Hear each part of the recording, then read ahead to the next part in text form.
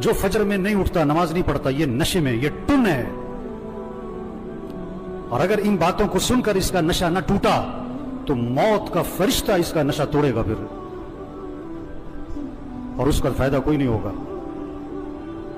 नमाज नमाज नमाज 5 वक्त, कोई गुंजाइश नहीं नमाज छोड़ने की। आप बूढ़े हो, बीमार हो, नमाज पढ़ो। वुजू नहीं कर सकते, तयम्मुम कर, नमाज पढ़नी है। खड़े होकर नहीं पढ़ सकता, बैठ के पढ़, नमाज पढ़नी है।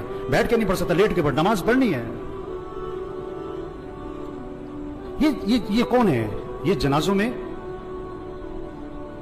में बड़े एहतमाम से आते हैं और बयान भी सुन चुके हैं हजारों दफा, लेकिन फजर नहीं पढ़ते, जोर में नहीं उठते दुकान से।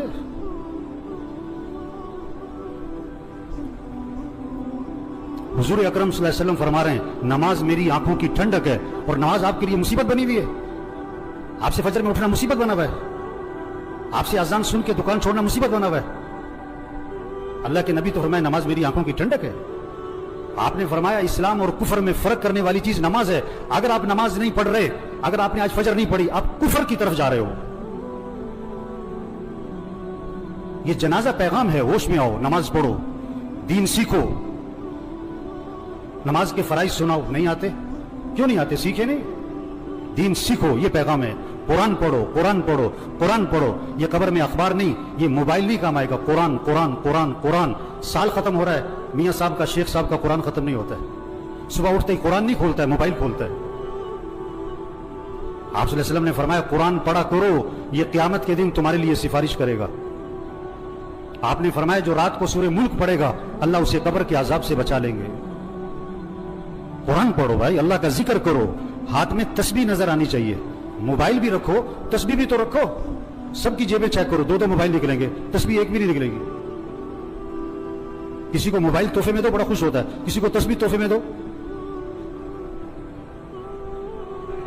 आप सल्लल्लाहु अलैहि वसल्लम ने फरमाया जो 100 मरतबा पढ़े ला इलाहा इल्लल्लाह, ला इलाहा इल्लल्लाह, ला इलाहा इल्लल्लाह, फरमाया जो 100 मरतबा रोजाना पढ़ेगा, जब क़यामत के दिन उठेगा तो उसका चेहरा 14वीं रात के चांद की तरह चमक रहा होगा।